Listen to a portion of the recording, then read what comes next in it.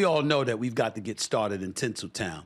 That's where history was made last night as LeBron James and Bronny James became the first father-son duo to play together in an NBA game. It was a great moment for the league and North American sports, of course. But having said all of that, I can't front. I'm glad it's over, because now we can get back to the business of basketball. A lot of people have been sensitive on this subject, and I don't blame them, because we have to be careful, and we've got to mind our manners to some degree, okay? We have to understand that this is about LeBron James. This isn't even about Bronny James, believe it or not. It's about LeBron James. It's about one of the top 2 to 3 greatest players in the history of basketball, who has done so much for the league that he deserves whatever the hell he wants. He's religiously underpaid. We all know this. He definitely is underpaid, all right? Because he deserves more money than the Lakers or any other NBA franchise can give him, because he's worth that much. So we understand that. And considering the fact that he's box office, he's still the star attraction in the National Basketball Association. He's still great at the age of 39, approaching the age of 40. For him to want to play in the NBA with his son, listen, it's LeBron James. He genuinely deserves that. But it's unpopular to bring up this, yet very, very necessary. I want to emphasize that I'm rooting for Bronny James. So are the Lakers. Not just as an organization, but those teammates of his wearing the same uniform that sit on the bench with him. Of course, new rookie head coach, J.J. Redick, who's got the job primarily because LeBron James wanted him to have that job. Let's just be real about it.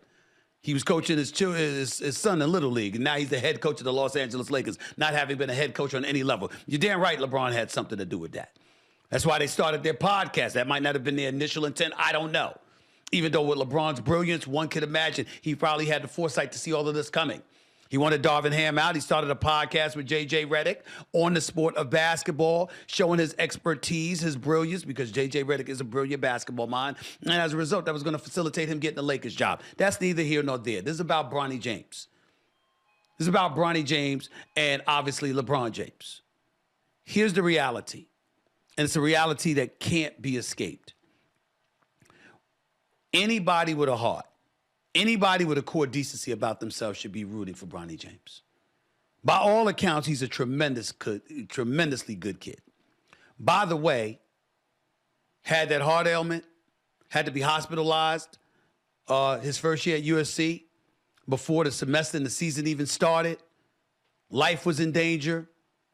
His life got saved by folks at USC. He ultimately recovered and ended up back on the basketball court. All beautiful, beautiful, beautiful story. Absolutely. But here's the reality.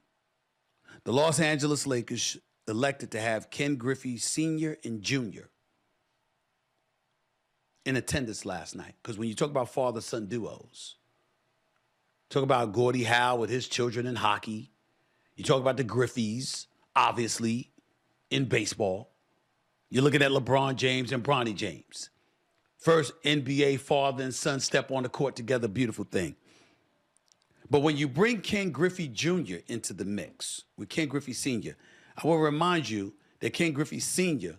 was a pretty damn good baseball player who on several occasions batted over 300 and was a hell of a baseball player. But his son was a prodigy. And his son was considered better than him, was more hyped than him, and then backed up the hype by showing up on the baseball field and balling out in an illustrious Hall of Fame career. That's Ken Griffey Jr. In the case of Bronny James, here's what they're going to say. And I'm just giving y'all foresight into what's coming down the pike. As we dissect things moving forward, for the Lakers to give him a roster spot, which cost somebody else a roster spot, for the Lakers not to have him in the G League, understand what that's going to mean. Folks are going to start dissecting him with a fine-tooth comb. They're going to look at the fact that he averaged around 14 or 15 points a game in high school. He wasn't even a first-team all-conference player in high school. He was the second team. Yet somehow he was on the McDonald's All-American team. They're going to look at his collegiate career, primarily due to his health, and they're going to point out how he couldn't do much there. But he ended up being drafted 55th overall.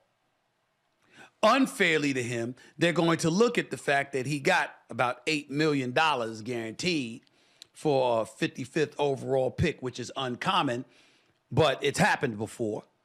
And they're going to say, what did he do to deserve that money? You're not going to expect LeBron James to feel sorry for the Lakers or anybody else because obviously he feels grossly underpaid. So the least he could do is make sure that his son's going to get paid.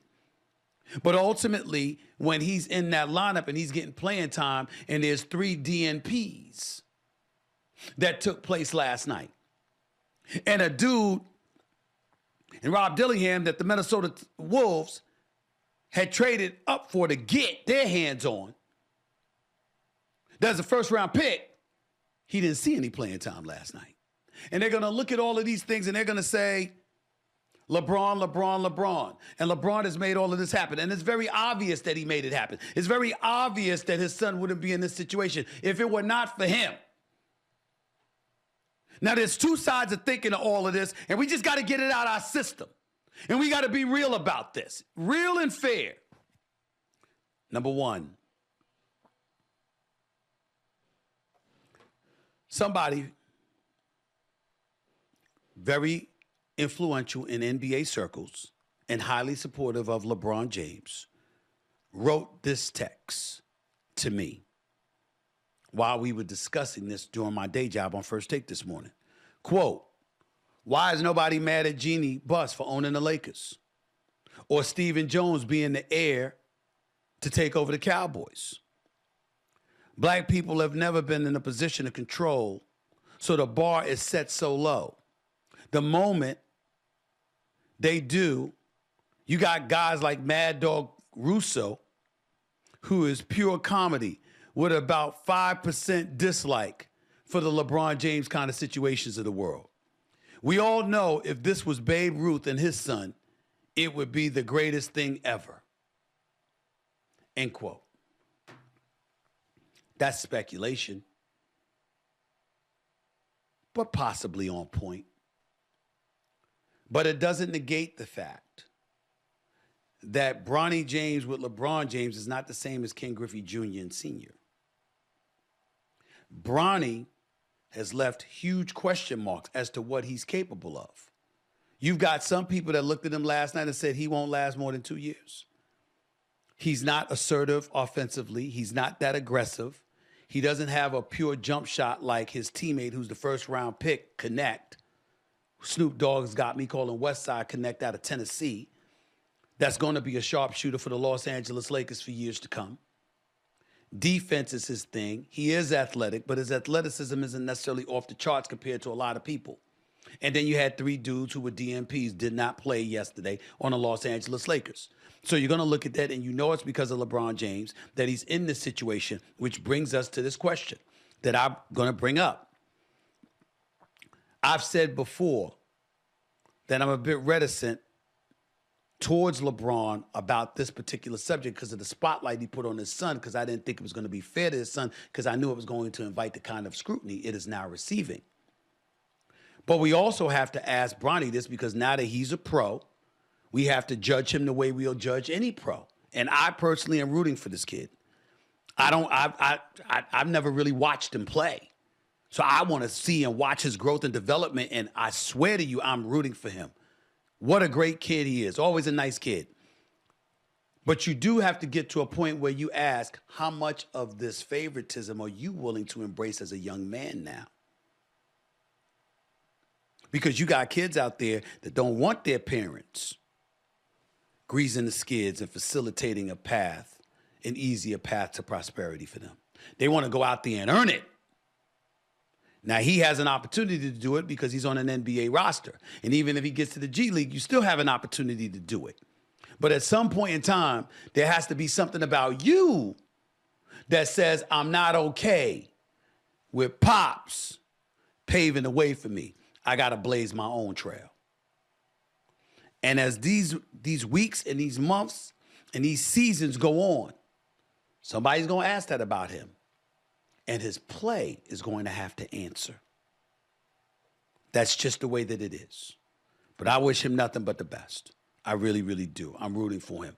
And I'm happy for LeBron because this was important to him. And with what he has done for the game of basketball, he truly, truly, truly deserves to get what the hell he wants. Period.